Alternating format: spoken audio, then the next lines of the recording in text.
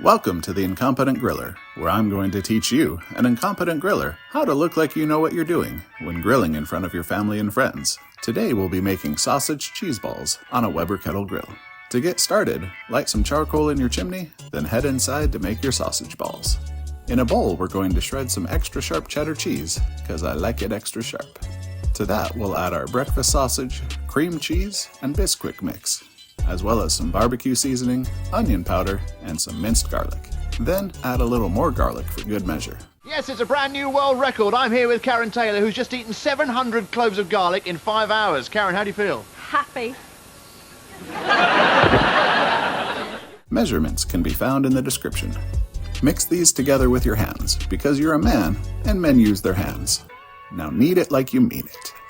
Now that everything is properly combined, it's time to make some balls. To make evenly sized balls, use a melon baller, or something like it. Or you can just eyeball it.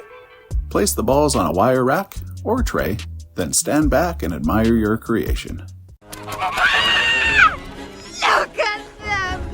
Will you just look at them? Oh, the little small things. Now head outside and pour your hot coals out on one side of the grill. Then put the grate in place. We're going to place our sausage on the indirect heat side of the grill for 10 minutes with the lid on. Please note that we're cooking these hot and fast, so keep your top and bottom vents wide open. Also remember, as your grandma used to say, if you're looking, you're not cooking.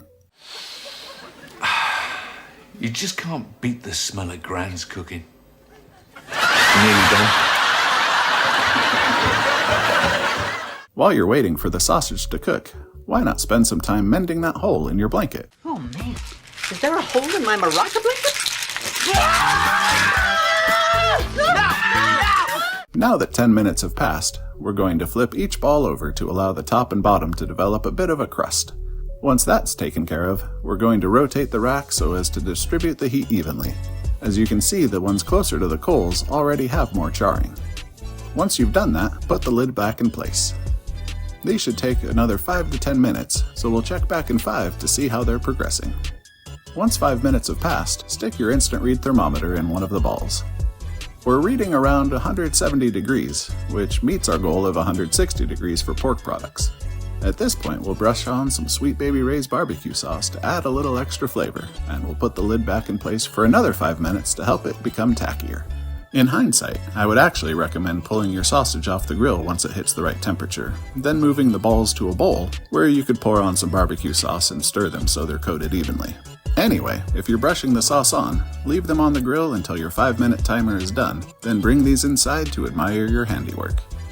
These look fantastic. I'm going to stop this video now so I can eat these faster than anyone probably should.